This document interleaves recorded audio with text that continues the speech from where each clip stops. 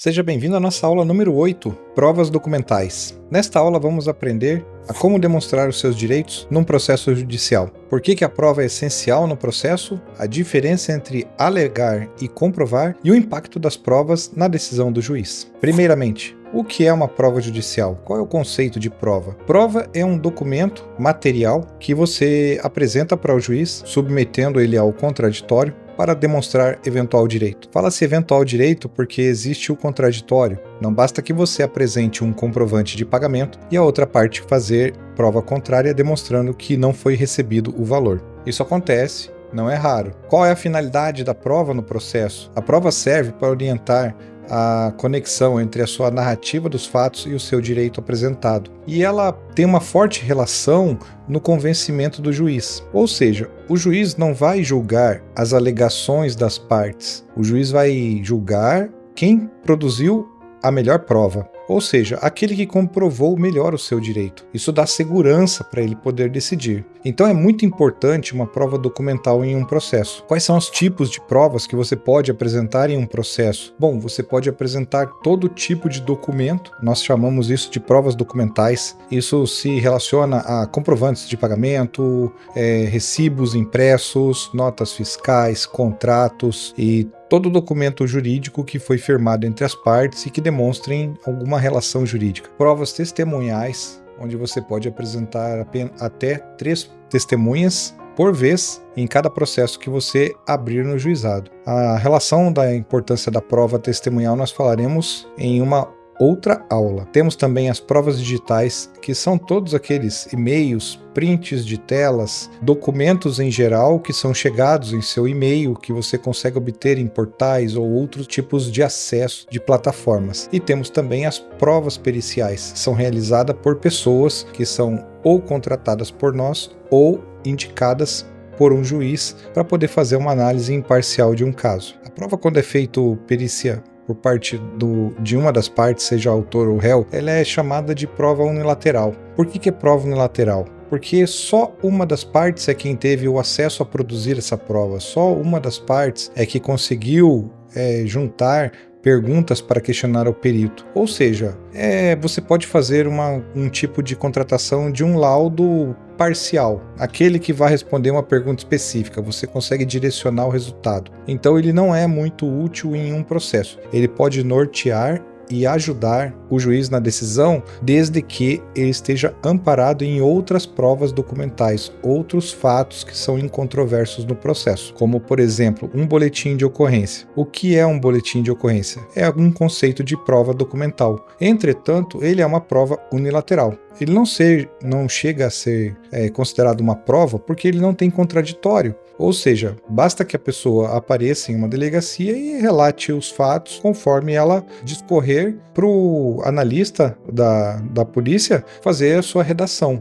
Ou seja, ela não foi verificada, ela não tem nenhuma certificação de que foi daquele jeito que aconteceu, ou que realmente a conduta imputada a um terceiro realmente seja atribuída a ele. Então, o que você precisa distinguir? Provas no processo são aquelas submetidas a contraditório, ou seja, você coloca as suas provas no processo junto com a petição inicial, o réu coloca as deles e cada um vai se manifestar na prova produzida da outra parte. Isso é uma prova submetida ao crivo do contraditório, ou seja, a outra parte teve oportunidade de se manifestar sobre ela. E por que as provas documentais são as mais importantes no juizado? Pela sua facilidade de análise. Se você disse, olha, eu gastei R$ 3.485,22, está aqui a nota fiscal. Bom, é fácil distinguir e absorver que você efetivamente pagou este valor. Então ela tem uma força documental muito maior do que uma testemunha que alegue, olha, ele pagou mais de R$ 3.000. É uma prova um pouco mais imprecisa. Ela dá mais objetividade ao processo. O juiz consegue mensurar, por exemplo, na questão dos danos materiais. Se você comprou um carro e se o revendedor ele te deu uma garantia de 90 dias, você faz uma prova com o seu contrato de compra e venda, a data entre que você realizou a compra e a data do defeito. Então elas são fáceis de analisar e fáceis de absorver. Elas servem também como base para outros tipos de provas. Por exemplo, você pode conseguir uma testemunha que faça uma complementação dessa sua despesa que você teve. Ela pode confirmar que eventual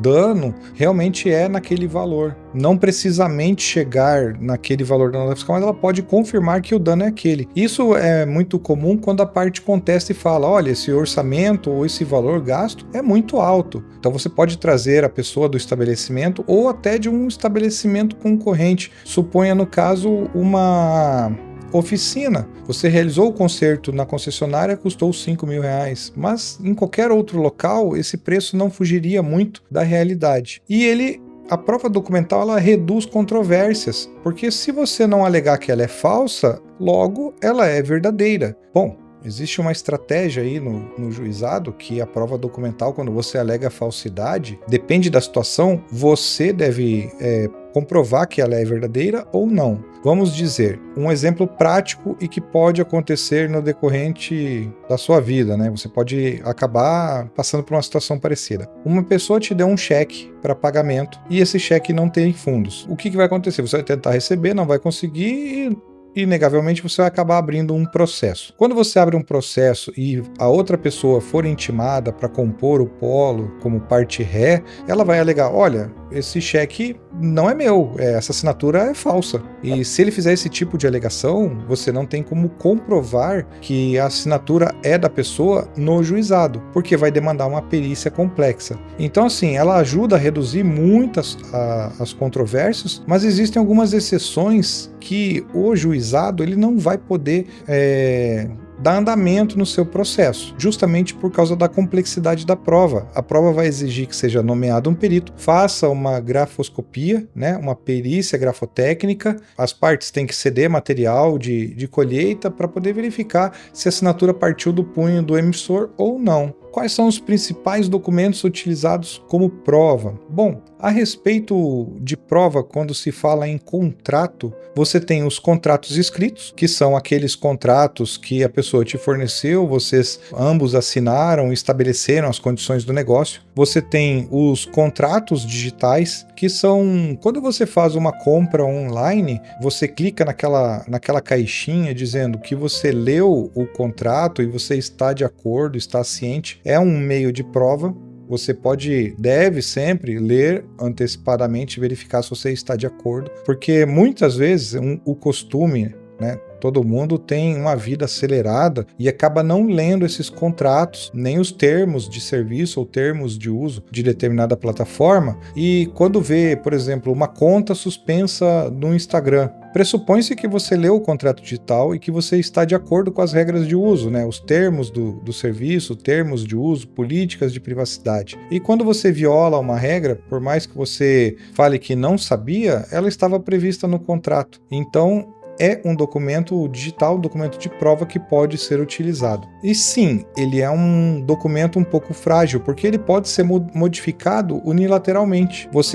Não raramente você deve ver que, se você tem conta no Nubank, por exemplo, ele te manda um novo termo de uso e facilita para você entender quais foram as cláusulas que foram modificadas. Mas algumas plataformas não fazem isso. Então você tem que ficar muito atento se aquele contrato você salvou no momento do negócio e é aquele que está vigente, é o que está valendo na sua relação, ou você depois vai correr atrás do contrato e acaba pegando um outro que já foi modificado, que já teve cláusulas ampliadas e não possibilitem comprovar o seu direito. Então fique muito atento em relação a esse tipo de documento digital. Você tem que ter uma temporalidade, tem que demonstrar que efetivamente aquele contrato que você juntou no processo é relacionado àquela ação anterior, aquele negócio realizado. Se você deixar para buscar o contrato depois, ele pode ter cláusulas modificadas que suprimiram seus direitos e você às vezes não tomou nem conhecimento. A prova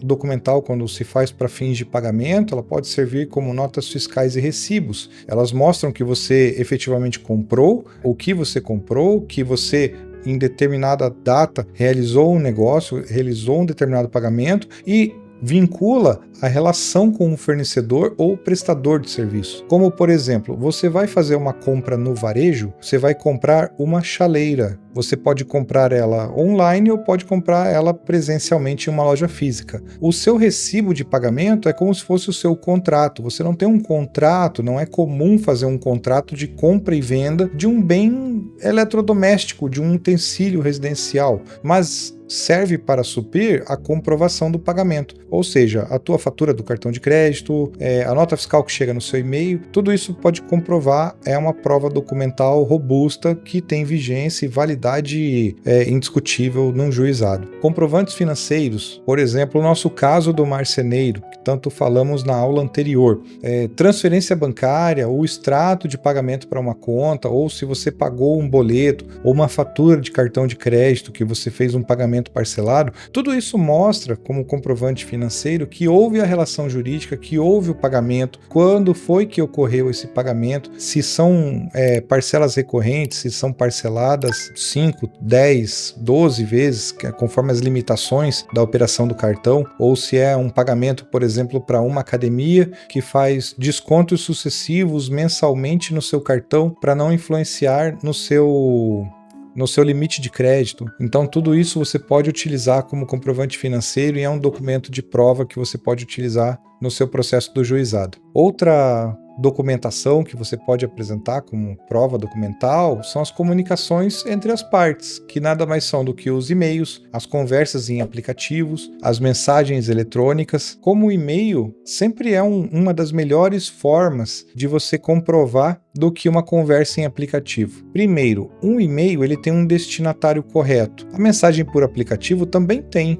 o seu telefone para você poder indicar lá que foi aquele destinatário, mas é um pouco mais frágil porque ele permite você adulterar o seu conteúdo. Já o e-mail é muito mais difícil você fazer uma modificação. Quando você imprime ele em PDF e exibindo os cabeçalhos, você tem a data e hora de envio, você tem o IP do servidor que recebeu, você tem o e-mail completo da pessoa. Às vezes você é uma recorrência de conversas, são aquele e-mail utilizado que todos eles usam o mesmo para responder, para centralizar as informações, então é um documento um pouco mais robusto. Tente sempre documentar por e-mail as suas conversas quando a sua relação for pela internet. Ele te ajuda a comprovar de forma categórica todo o período, né? Desde o início da conversa até o final, a temporalidade e a integralidade da prova. Já a conversa de aplicativo, muitas vezes as pessoas elas colocam só um print, no máximo 2 prints com um ponto central da conversa. Mas é preciso que você dê todo o contexto, porque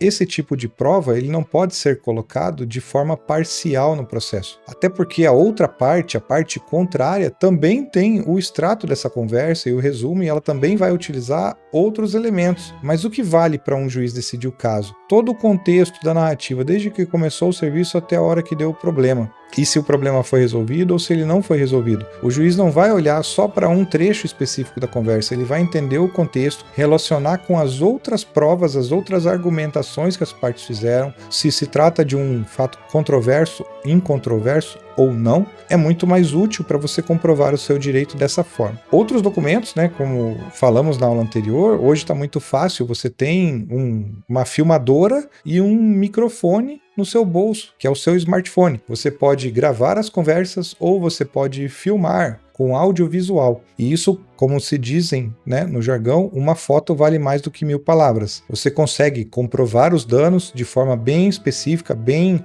peculiar, demonstra as situações ocorridas, como por exemplo um acidente de trânsito em que ocorreu uma batida na traseira ou a pessoa ultrapassando a preferencial. Você consegue fazer uma filmagem ali no local, demonstrando que havia placa de preferência, que a pessoa deveria ter parado, que você estava na via preferencial. É muito mais fácil de você comprovar, porque é uma situação que está ocorrendo na hora, ela está no calor do momento. Você sacou o celular do bolso, fez uma gravação inteira, disponibilize a gravação aplicação inteira no processo. Não vá fazer edição, fazer cortes para reduzir partes que você entende que não é útil e relevante. De fato, às vezes uma gravação ela pode parecer muito longa e ter partes que não interessam ao processo, mas se você fizer uma edição, a pessoa vai falar, olha, esse vídeo foi editado e a pessoa alterou a verdade dos fatos. E para você evitar esse tipo de alegação, sempre coloque os documentos de forma integral no processo. Com isso, facilita muito você comprovar o estado, né, da situação atual, seja ele um acidente de trânsito ou seja de um produto, né, quando você recebe ele pela internet, tire fotos, faça vídeo de você abrindo a caixa para mostrar se ele veio já danificado ou não, se era somente a embalagem que estava danificada. Então, esse tipo de você aprender a fazer um documento de prova facilita muito a análise do processo por parte do juiz, porque a situação começa a fechar o cerco para evitar alguma alegação de nulidade ou de alteração de verdade ou de indução em erro do juiz, te ajuda bastante. Na questão de organização das provas documentais, sempre procure fazer isso na ordem cronológica, sempre conforme os fatos vão ocorrendo, o decorrer lógico da situação, você procura colocar eles sempre em ordem cronológica. Isso é o que determina o Código de Processo Civil. Ele tem aplicação subsidiária, tudo que a lei dos juizados não abordar em questão de certas formalidades, você utiliza o Código de Processo Civil, que é basicamente as regras do jogo. Você entendendo como funciona, evita alguma alegação. Então você também se organiza muito melhor, facilita a compreensão do juiz, separar os tipos de documentos que você tem, identificar de forma clara cada prova que você vai apresentar, numerar os documentos, né, chamar documento 1, documento 2, documento 3, tudo em decorrência da ordem cronológica. Conforme você vai narrando os acontecimentos na sua petição, no seu requerimento, na sua atermação lá no juizado, você vai colocando em ordem cronológica e as provas logo em seguida sempre em ordem cronológica, porque conforme você vai alegar, e se você fizer uma referência que está em documento anexo, o juiz já saberá qual documento abrir, qual documento identificar e facilita essa vinculação, porque se o juiz faz uma anotação no processo ou no workflow, né, no modo de trabalho dele de dar uma sentença, ele vai anotar que tudo que você alegou você comprovou. Então ele não vai ficar mais verificando as provas. Ele vai verificar agora com atenção a contestação, se a contestação está trazendo algum documento, alguma argumentação relevante, que ele vai afastar o uso da sua prova ou não naquele caso. Então fica muito mais fácil você apresentar a coerência lógica e a ordem cronológica dos fatos e das provas dentro do seu processo. Você deve também fazer uma relação, né, entre provas e narrativa dos fatos. Cada fato que você alegue deve ter um suporte documental. Se você alega que a pessoa bateu na sua traseira em um acidente de trânsito, junte uma foto para comprovar o veículo da pessoa com o dano que você sofreu, né? Geralmente com a batida atrás. Os carros estarão ou colados ou estarão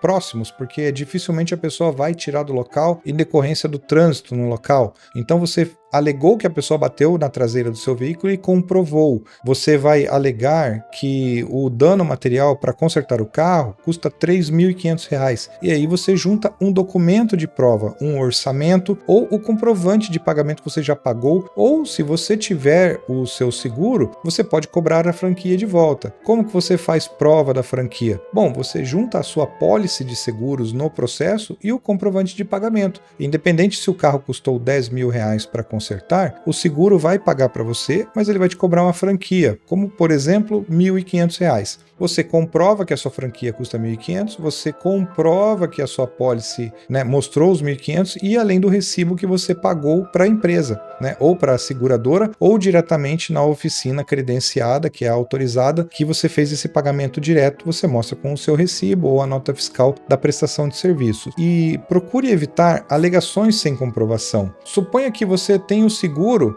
e apresenta o orçamento de reparo do veículo.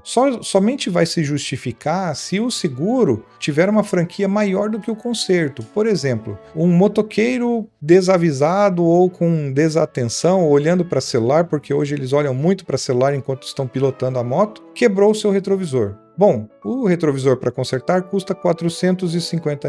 Só que a sua franquia custa 800. Compensa você acionar o seguro? Não compensa. Basicamente é uma conta matemática simples que qualquer pessoa que tem seguro irá fazer. Ela vai lá e vai fazer a troca do seu próprio retrovisor. Vai chegar numa empresa especializada, vai trocar o retrovisor, vai pegar o comprovante e cobrar da pessoa. Então, não tente evitar uma alegação de que, olha, a franquia do meu seguro é 800, eu estou cobrando aqui 800, mas você não acionou a franquia. Então sempre tem que ter uma comprovação do que você alega. Sim, você pode alegar que tinha um seguro, mas alegue que não compensava acionar o seguro porque o conserto do seu retrovisor sairia mais barato que a franquia. Lembre-se, sempre o autor ele deve levar a boa-fé processual e a verdade dos fatos para o juiz analisar o seu caso. Falamos então agora de provas digitais no processo. Qual a validade jurídica das provas eletrônicas? Bom, existem duas formas de validar uma prova eletrônica no processo. A primeira, suponha que você tem um print do WhatsApp e você coloque no seu processo. Se a outra parte não alegar que ela é falsa ou que está adulterada, a sua prova é válida. Por quê? Ela é incontroversa. Ou seja, a parte contrária aceita ela como verdade. Mas se a parte disser que, olha, foi adulterado, não cabe a ela compor a prova contrária. Em alguns casos, ela terá alguma coisa para mostrar, mas isso só vai aparecer se beneficiar para ela. Outra forma de validade de uma prova digital é você fazer uma chamada ata notarial. O que é isso? É um documento público que é feito por um tabelionato. Você leva o seu celular até o tabelionato, até o tabelião, o escrivão ele vai fazer para você um resumo do que ele está vendo naquele momento. Ele não vai dizer se é verdadeiro ou não, o teor da conversa, se é algo que vocês efetivamente conversaram, negociaram, os documentos que tem lá dentro, mas ele vai fazer uma relação do que ele está observando. Por que é muito importante em alguns casos fazer uma ata notarial? Porque quem está redigindo, que está vendo aquela comprovação, é uma pessoa que tem fé pública e ela não tem interesse nenhum na sua causa. Ela só está ali para fazer o serviço que ela foi contratada. Claro, a ata notarial ela tem uma taxa, assim como as escrituras têm. Você paga a taxa e ele executa o serviço e te entrega um documento que tem força probante de fé pública. Eles não estão dizendo que o conteúdo é verdadeiro. Cabe aí a outra parte dizer que o conteúdo não é verdadeiro, mas não falar que a conversa está pela metade ou que está fora de contexto, porque foi feita por um tabelião que tem fé pública. Os e-mails, eles servem como prova digital porque eles têm rastreabilidade. É possível você mandar uma resposta para aquele e-mail que você estava conversando. É possível verificar se a origem dele é de um provedor, porque tem os cabeçalhos do e-mail. Sempre que você imprimir as suas provas de e-mail, tente fazer isso colocando os cabeçalhos. Isso vai até te ajudar na hora que você estiver discorrendo sobre a narrativa dos seus fatos, a apresentação de data e hora, quando você mandou uma solicitação, quando é que a empresa foi responder, qual é o e-mail que teve de resposta, fica muito mais simples, até para o juiz entender. Você não precisa fazer um tratado de provas documentais e falar sobre tudo. Você faz uma simples referência à prova. Se a outra parte contestar, você vai ter a impugnação para fazer, e aí você demonstra que o que ela está falando não condiz com a realidade do próprio documento. E alguns registros digitais de contratação. O que seria isso? Bom, quando você faz uma compra na internet, geralmente você recebe um e-mail confirmando, você vai receber uma mensagem ou um comprovante do banco que você fez o pagamento, você vai receber a nota fiscal da compra. Então você tem alguns registros que são de algumas plataformas. Por exemplo, se você compra no Mercado Livre, ele vai te falar que o seu produto está esperando pagamento, ele vai te falar que o pagamento foi aprovado, ele vai te mandar a nota fiscal no seu e-mail, ele vai te mandar também a eventual palavra-chave que é para você utilizar quando receber uma mercadoria de alto valor, que o entregador ele só tem a autorização de entregar se fornecida essa contrassenha. Então, assim, são registros digitais que demonstram que houve a contratação. E aí, com base neles, né, você recebeu um e-mail que você fez a compra, que você fez o pagamento, que recebeu a nota fiscal, mas você não tem o e-mail que confirma o comprovante de entrega. Então, se a sua alegação for a ausência da entrega e o cancelamento do negócio jurídico, se a plataforma não resolveu isso de forma extrajudicial pela própria plataforma, no caso, vamos dizer, o Mercado Livre. Bom, o Mercado Livre, a Shopee e a Amazon, todos eles têm mecanismos de disputa. Se você não recebeu a sua mercadoria, o seu produto que você comprou, eles não vão fazer o repasse do valor ao fornecedor e vai abrir uma disputa para ver o que aconteceu nessa logística, se foi ou não foi entregue, se teve comprovante que você recebeu, se não teve, e aí fica essa discussão. Então é mais fácil você hoje resolver a questão administrativamente com essas empresas de boa confiança, boa índole, do que você tentar um processo judicial que vai te demorar muito mais tempo. Mas basicamente são os registros digitais de uma contratação. Bom, quais são os cuidados que você deve ter com as provas digitais? Evitar edição ou alteração. Como, por exemplo, você tem um e-mail, mas você quer só um trecho do e-mail. Então você vai lá e faz um print da sua tela, faz um recorte daquele trecho, coloca na sua petição inicial, mas não coloca o e-mail. Então tome cuidado, você pode fazer recorte, você pode fazer uma edição, desde que o documento integral esteja no processo. Assim você evita a alegação de que você está induzindo o juiz em erro, ou que você está agindo com má fé, ou que a prova é imprestável por ter sido editada ou alterada. Mantenha sempre os registros originais. Se você fez uma filmagem de um acidente de trânsito e ela demorou mais de 30 minutos porque você pegou todos os detalhes, às vezes aparece você conversando com o condutor, evite fazer uma edição dela e apagar o registro original. Sempre mantenha esse registro para sua própria segurança, até para evitar essas alegações de nulidade. E se você usar alguma edição, alguma alteração, algum trechinho, alguma coisa, sempre tenha de respaldo a sua documentação original dentro do próprio processo. Evite não juntar, porque às vezes o juiz pode extinguir sem te abrir a palavra. Na hora da sentença de mérito, ele não é obrigado a abrir uma alegação do artigo 10 do CPC de evitar decisão surpresa. Ali já é a sentença, você já deveria ter tomado providência e os cuidados necessários durante a instrução processual. Sempre preserve o contexto de suas mensagens. Hoje em dia, é comum que a pessoa mande uma mensagem e consiga apagar depois de um certo tempo. Como que você vai fazer para resolver essa questão? Você pode ter o seguinte: fazer um print e enviar para você mesmo, guardar numa pasta digital, porque se a pessoa apagar, vai aparecer mensagem apagada para todas e você não tem uma confirmação que a pessoa te deve, ou uma confirmação que ela está atrasada, qualquer tipo de confissão que ela fez que te deve, ou que não entregou o serviço, ou que vai estar providenciando, está trabalhando. Tente, quando você perceber que a coisa pode escalar e pode ir para a justiça, tente preservar sempre o contexto das suas mensagens, sempre o contexto das suas provas. Evite apagar, evite usar aquelas mensagens temporárias. Se você usar mensagem temporária,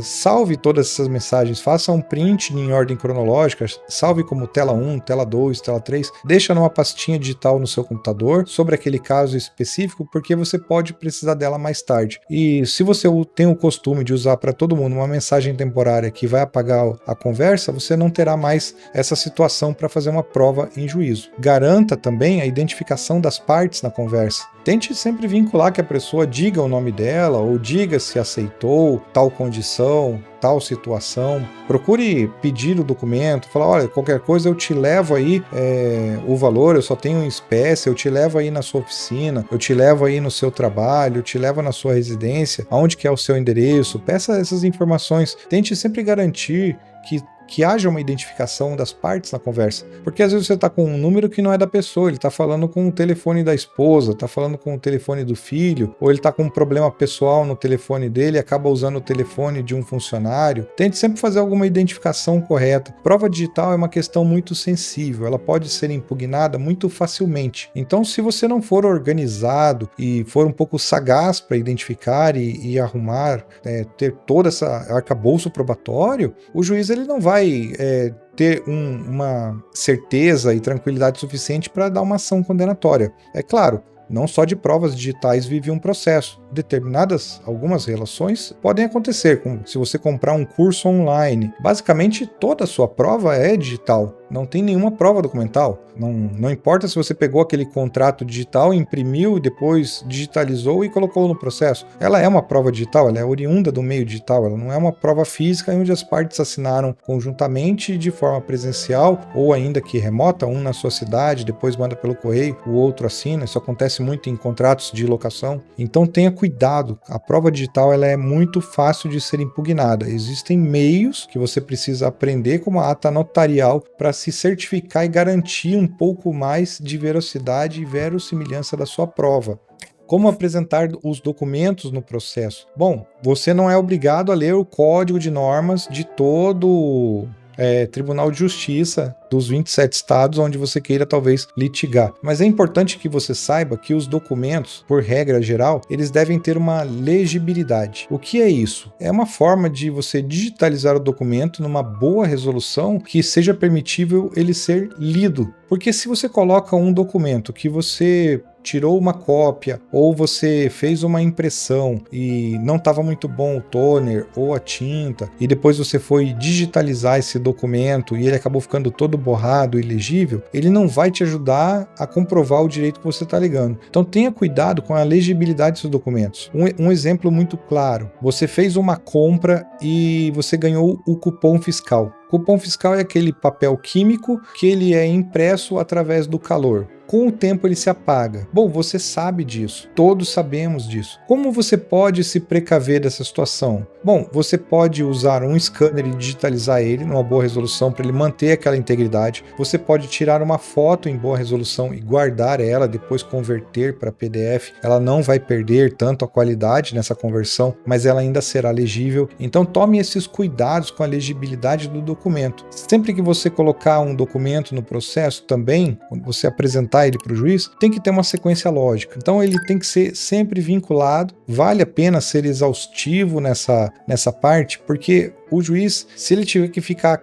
caçando o documento dentro do processo, né? Agora o documento é o número 2, depois está lá no 25. Quando tem muita documentação, o juiz acaba perdendo um pouco da paciência e olhando de forma superficial, porque ele está ali focado para resolver o problema, ele não está focado em identificar onde é que a prova está. E também todo o Código de Normas do Tribunal certamente prevê, além do Código de Processo Civil, que a ordem lógica das provas tem que ser feita de forma cronológica, tá? Identifique cada documento que você demonstra a prova. Evite colocar, por exemplo, documento 1, documento 2, documento 3, isso é ruim até para você. E vai ser péssimo para o seu advogado se você tiver que recorrer do processo. Afinal, para recorrer precisa do advogado. E aí o seu advogado está lá com aquele prazo curtíssimo, com outros prazos que ele tem para cumprir, você, por algum motivo, deixou para trazer para ele faltando 2 dias do término do recurso, e até ele adivinhar tudo isso pode prejudicar a construção da tese recursal. Então procure sempre organizar nota fiscal da compra, orçamento do veículo, reparo oficina, foto do local do acidente, foto do prejuízo material, foto da dianteira, foto da traseira. Sempre identifique o nome do arquivo, porque dentro do processo ele vai ter o seu nome também para tentar ser mais facilmente localizado. Eu vou colocar na tela aí para vocês como que é uma ordem sequencial de documentos que eu coloco em um dos meus processos. Você pode utilizar isso de referência e nomear eles de forma sequencial. Particularmente eu coloco o 00 para petição e vou incrementando 1 conforme a documentação. Então sempre eu tenho uma cronologia para saber que a ordem cronológica é aquela de inserir no processo. Porque quando a gente coloca todos os documentos de uma vez no processo, se eles não estiverem em ordem, é fácil para você realocar a posição dele na hora do protocolo. Faça isso que vai te garantir um retardo de tempo no seu processo, vai facilitar que o juiz verifique todos os seus documentos, toda o arcabouço probatório que você está levando para ele, e vai facilitar na hora da decisão, porque ele vai referenciar muito mais fácil os eventos dos documentos. Faça apenas no seu processo a inclusão de provas relevantes. Não adianta você juntar documentos que não têm relação com os fatos, eles podem até ter uma pequena relação, mas se você quer comprovar que a pessoa te deve algum valor, mostre o documento da dívida. Não precisa apresentar as conversas que você teve no WhatsApp com a pessoa. O documento da dívida já é o documento suficiente para comprovar o seu processo.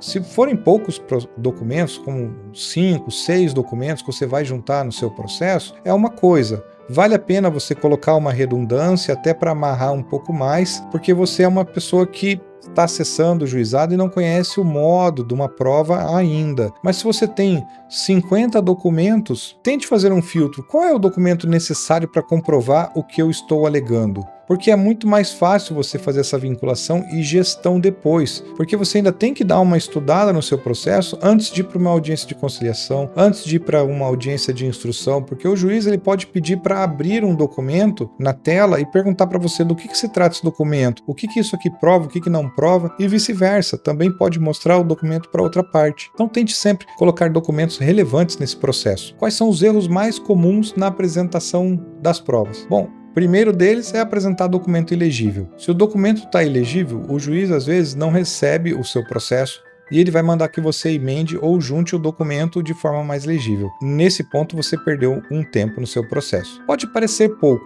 mas se você começar a somar diversos erros que aconteceram, 1 mês, 2 meses, 3 meses, no final do período pode ter te dado 1 ano de atraso. E isso acontece. Acredite, nas aulas anteriores já mostrei um exemplo de como é que funciona um juiz em comarca única, em fórum único, que ele decide todos os processos da cidade. Então, até ele dar um despacho para você consertar o seu documento, vai levar tempo. Aí depois você não consegue achar a parte, é mais um tempo para encontrar. Então, se você pegar todos esses fragmentos de tempo que você perde no processo, seu processo às vezes retarda 2 anos. E isso é comum. Tá? Não pense que o seu caso é que é demorado, não. O que é demorado é a ausência da documentação correta, ter a necessidade de adequar, a falta de presença do réu para compor o polo da ação, para estabilizar o processo.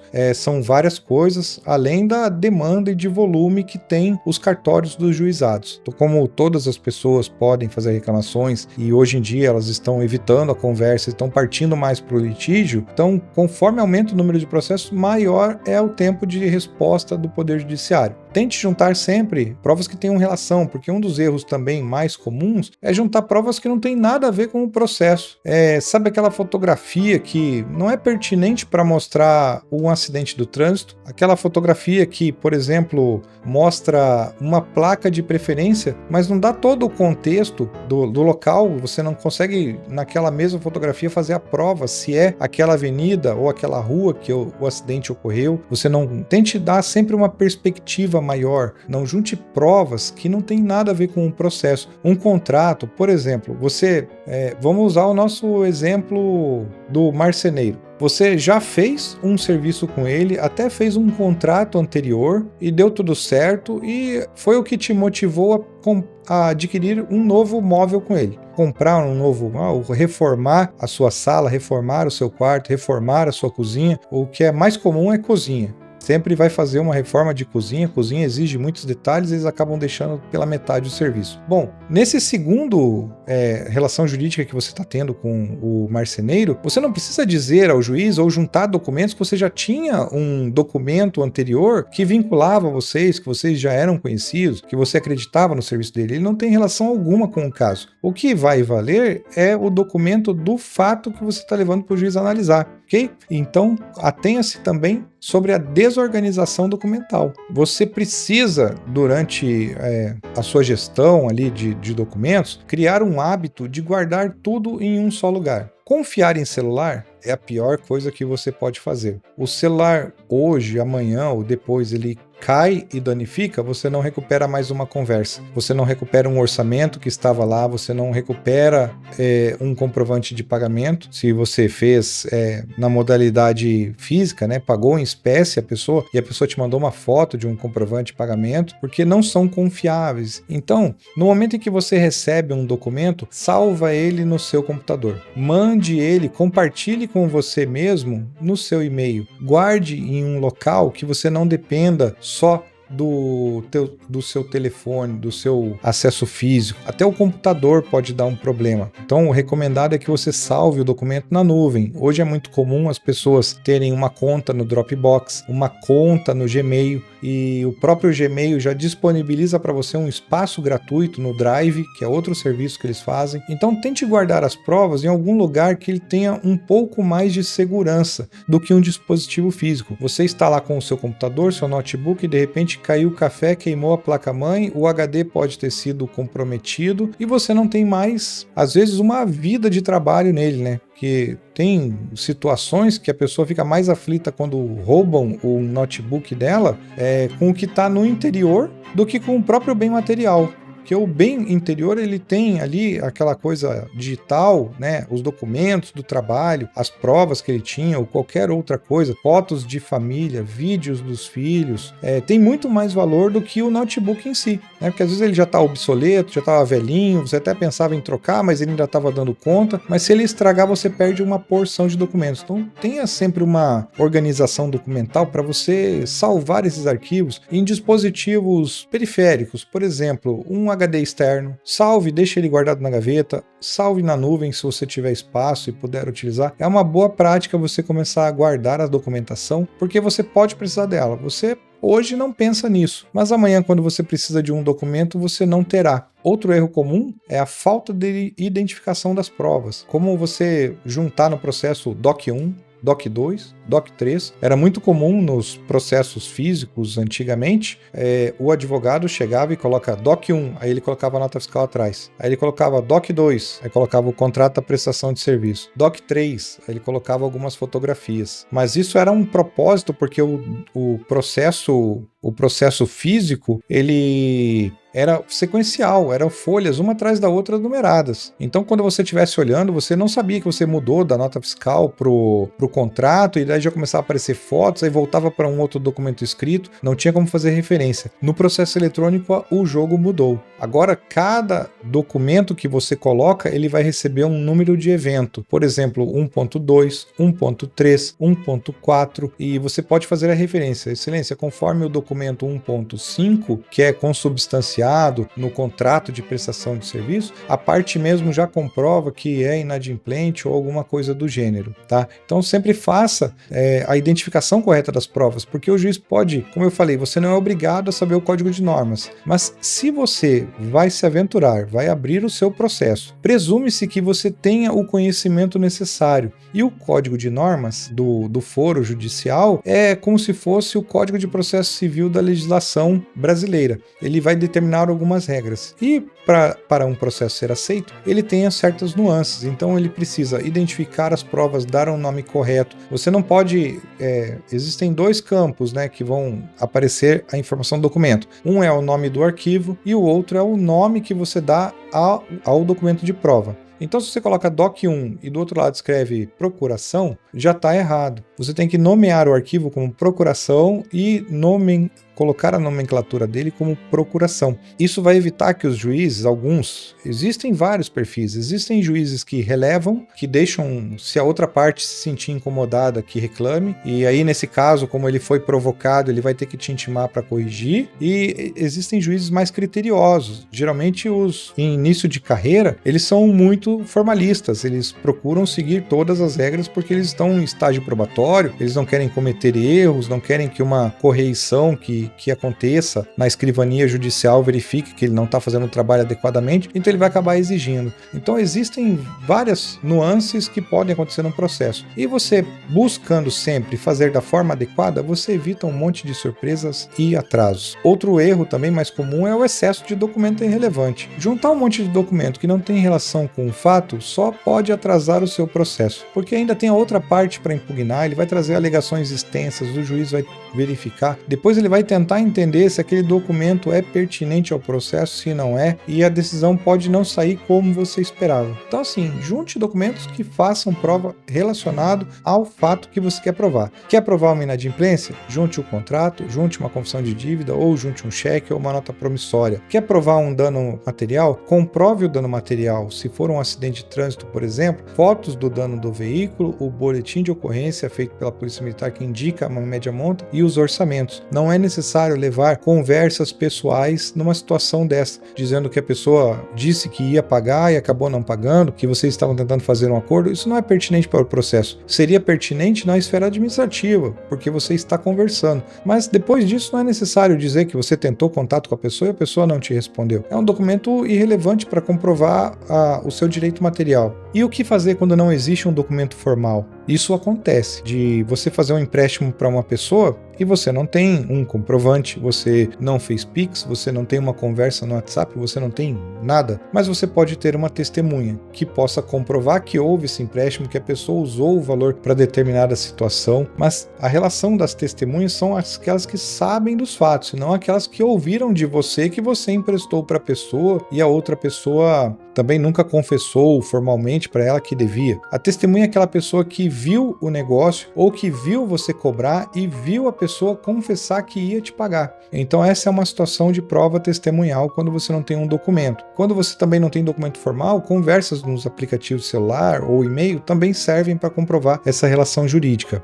Fotografias e registros indiretos também podem fazer prova, não é um documento formal, uma fotografia digital, mas é um documento que você pode apresentar para o juiz e complementar suas argumentações. Relatos consistentes e coerentes não são suficientes para poder demonstrar ao juiz que você tem o direito. Você precisa fazer um elemento de prova mínimo. Quando você não tem nada, nenhuma conversa, nada assinado, você pode fazer o uso da testemunha e tentar arrancar da outra parte uma eventual confissão, que ela pelo menos confesse que vocês fizeram um negócio, mesmo que o valor fique um pouco incontroverso, o juiz vai tentar estabelecer uma condição, um valor, ou vai tentar uma conciliação entre as partes para poder ver se resolve esse problema. Porque um processo em que você só tem as suas argumentações, não tem nenhum elemento de prova e a outra parte nega, o juiz não tem elemento suficiente para dizer que aquela pessoa realmente deve para você ou que ela deve ser responsável a reparar algum dano. Se ponha na situação contrária.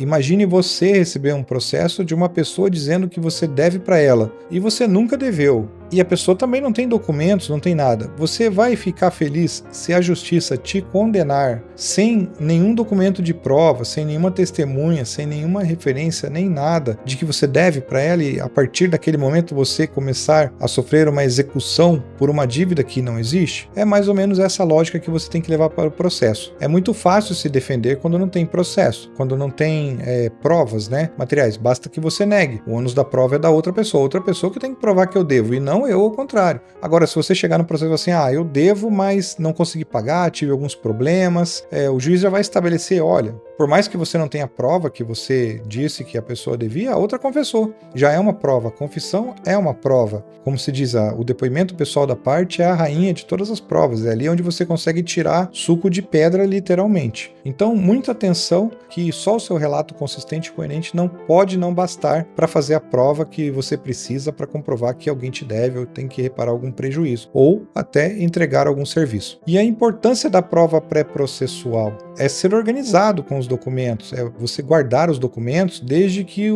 surge o problema. Quando você vê que aquele marceneiro já está atrasando as mensagens, já não está te respondendo, vai te responder com 3 dias depois, dá respostas equivocadas que não conseguiu, ou porque choveu, ou porque está sem funcionário, comece nesse momento a se organizar com os seus documentos. Comece a buscar as conversas anteriores, comece a buscar os comprovantes de pagamento, salva tudo numa pastinha virtual e guarde no seu computador, guarde na nuvem, guarde onde você tiver a maior segurança possível. Sempre tente também você registrar as tentativas de solução extrajudicial. Às vezes você pode mandar uma notificação extrajudicial para uma empresa propondo uma solução, propondo uma resolução para poder destravar a sua vida, você poder fazer outras coisas da sua vida e não ficar esperando a boa vontade da empresa entregar um serviço que você contratou. Então registre também, busque fazer reclamação em órgãos oficiais. Isso também te ajuda a fazer elementos de provas pré-processuais. Por exemplo, um procedimento no PROCON, o PROCON não vai obrigar a pessoa a te entregar um serviço ou te entregar um bem que você comprou ou reparar algum dano. Mas o PROCON tem o poder de aplicar multas. Se essa empresa recebe muitas reclamações de má conduta com os consumidores, o PROCON pode estabelecer uma multa para ela e, às vezes, dependendo da situação, até inviabilizar que essa empresa continue em operação para lesar mais consumidores. E assim, se você chegar e demonstrar para ele, olha, eu fui no PROCON, a gente abriu um procedimento, tentamos uma conciliação, não deu certo, essa cópia desse procedimento você mostra ao juiz que você tentou resolver o problema. Isso evita você perder provas ao longo do tempo, porque Por exemplo, um procedimento no PROCON é uma prova que eles não podem simplesmente, olha, acabou teu processo aqui, agora vamos jogar fora porque a gente precisa de espaço. Não, eles têm o dever de guardar. Outra coisa que você pode utilizar é a plataforma consumidor.gov. Funciona para grandes empresas. Pequenas empresas, como por exemplo, abrir uma reclamação no consumidor.gov contra o seu marceneiro de estimação. Não vai dar certo, porque ele não tem cadastro na plataforma, ele não tem estrutura de resposta, ele não tem nada, não vai nem conseguir fazer. Então, nesse caso, é recomendado o PROCON, tentar chamar ele para tentar buscar uma alternativa de conciliação para resolver. Se ele entender a importância que é esse procedimento no PROCON e as multas que podem acontecer ou prejudicar até a atividade dele, ele vai dar mais atenção e vai seguir na linha, né, como a gente costuma dizer. E qual que é o papel da boa-fé na produção de provas, né? Bom, dizendo boa-fé, você evidentemente já deve saber que você não pode falsificar um documento, como por exemplo acontece com algumas pessoas de apresentar um comprovante de pagamento com um código de barras trocado ou uma numeração que não é correspondente à conta de destino. As pessoas às vezes falam que pagaram para uma pessoa e não pagaram. Ou, por exemplo, a pessoa finge que te mandou um Pix, mas ela fez um agendamento. Então, muito cuidado com essa questão da proibição da falsificação documental. As consequências jurídicas de uma fraude é o juiz abrir um procedimento apuratório criminal contra a pessoa que falsificou um documento em juízo. Ela tentou se prevalecer de uma falsidade para obter uma vantagem indevida. Então, sempre muito cuidado. Quando você, por exemplo, receber uma cópia de uma pessoa, você não pode dizer ao juiz, por exemplo, que aquele documento é uma cópia original, que é um documento original, quando ele não é. Na verdade, você recebeu uma cópia, você não tem como atestar a origem dele, né, a boa-fé desse documento, se ele foi adulterado ou não. Você tem que mencionar que você recebeu, em que circunstâncias, de qual pessoa, quando você recebeu aquele documento, e é o único documento que você tem. Dessa forma, você evita alegar que aquele documento, ainda que indiretamente, seja verdadeiro e conclusivo, porque a outra parte pode alegar, olha, mas eu tenho o contrato original e não está escrito nada disso. Imagina o tamanho do problema que causaria no seu processo. Então, se você recebeu uma cópia e vai digitalizar ela, colocar no processo, diga que você recebeu uma cópia. Nunca fale que aquele documento é uma prova que já vai consolidar o seu direito. Não, é um documento que você recebeu. Se você recebeu o contrato de prestação de serviço de uma instituição de ensino, diga que você recebeu a cópia do contrato da instituição de ensino e está disponibilizando o processo, que é o único documento que você tem, que é o que você acredita que estabeleceu a relação entre vocês, entre as partes. Isso também vai trazer para você a credibilidade perante o juiz. O juiz vai ver que você é uma pessoa honesta, correta, de boa fé, que não está usando o processo para fins espúrios ou para prejudicar alguma das partes e que realmente você está com um problema e está tentando resolver. Você vai contar com essa credibilidade num gesto maior do Poder Judiciário em tentar fazer uma composição, tentar fazer um acordo. Existem diversos tipos de juízes leigos e conciliadores que não estão aí para esses princípios. Tem audiência que, às vezes, eu falo com um cliente para que ele vai numa audiência de conciliação, que ele vai entrar mudo e sair calado, porque simplesmente o conciliador pergunta: tem acordo? Não tem acordo. E já encerra a audiência. Simples assim. E da mesma forma, na hora da instrução, pelo juiz leigo, a pessoa que vai decidir, ele não se esforça um pouco também para tentar entender o caso e tentar fazer uma composição. Ele já pergunta: tem acordo entre as partes? Não, não tem acordo. Bom, então vamos passar para a instrução. E já pergunta se tem testemunha, se não tem, para se organizar ali na hora da oitiva, e simples assim. Então, tente, quando você estiver sozinho no seu processo, buscar sempre essa credibilidade perante o juiz. Haja com boa fé na produção das provas, faça a sua argumentação coerente, isso só tem a te ajudar, só tem a te beneficiar durante o processo. Não que o juiz vai pender para o seu lado porque você é uma pessoa legal, honesta e que está agindo correto. Não, isso é o mínimo que tem que fazer no processo. Ele vai dar mais credibilidade para você porque ele percebe quando uma pessoa está se esquivando, quando está fazendo alegações infundadas numa defesa, ele vai ver que é só um ato protelatório mesmo, que a pessoa que não tem jeito na vida, né? Que não quer resolver os problemas. Estratégia na escolha das provas. Como que você pode selecionar provas relevantes? Como já dissemos anteriormente, se você vai provar um dano material, tem a foto daquele dano e tem os orçamentos ou comprovantes de pagamentos que você fez. Isso é uma prova relevante, tá? A conversa que vocês tiverem entre as partes, né, você e o réu, o causador do acidente ou o prestador de serviço, ela não importa muito no contexto se você está fazendo, por exemplo, uma cobrança de um prejuízo material. As conversas entre as partes têm relevância para demonstrar que uma relação jurídica existiu e não para comprovar, por exemplo, um elemento de dívida. Em alguns casos pode ser, dependendo da pessoa. Você não tem um documento formal e tem apenas aquela conversa e a pessoa falando que deve para você e que propõe pagar, nem que seja parcelado, isso é um documento de prova um pouco mais robusto. Priorize sempre documentos mais claros. Evite juntar artigos da internet no seu processo que não tenham relação com seus fatos, que fale sobre alguma situação de adulteração de um cartão, de clonagem de cartão com chip e senha.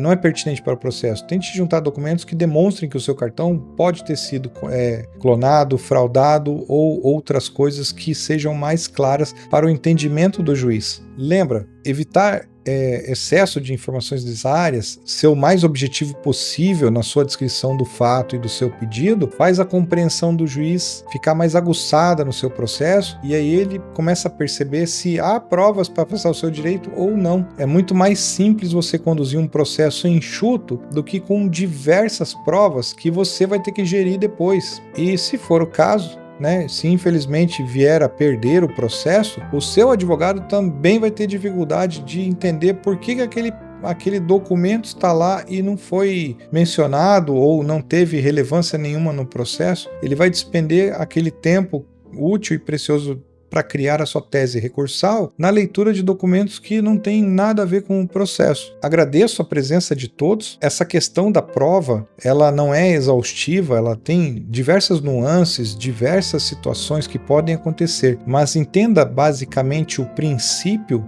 dessa produção, como é que você consegue a prova, como que você deve apresentar a prova, que é assim que o juiz vai analisar o seu caso, ele vai conseguir ter a rastreabilidade, você vai conseguir mostrar o seu direito de forma mais clara e vai ser muito mais fácil para o juiz decidir o caso. Como se falam no Estatuto da OAB, o advogado ele é essencial à administração da justiça. E o que ele é a administração de justiça? Ele facilitar as decisões, agir com boa fé, sempre acelerar o processo, evitar recursos protelatórios ou manifestações infundadas, tudo isso para auxiliar a administração da justiça, ou seja, auxiliar que você tenha uma decisão de mérito justa e em tempo razoável. Entenda como é que é esse conceito que você vai, ao longo do tempo, no seu segundo, terceiro, quarto processo, você já vai ter uma afinidade melhor do que é relevante para provar, o que uma coisa prova, o que outra não prova, porque isso vai ser muito importante também na nossa aula de contestação, porque se a prova não é boa, ou ela não é relevante, você vai ter argumentos para poder afastar ela para aquele processo. E dependendo se o processo é muito frágil, a improcedência da ação para você seria bom se você estivesse na posição de réu. Agradeço novamente a presença e paciência de todos que assistem essa aula e esse curso. E se você tem alguma dúvida, deixe na seção de comentários logo abaixo que eu vou providenciar a resposta o mais breve possível, de preferência na minha logística aqui, de um dia para o outro. Muito obrigado.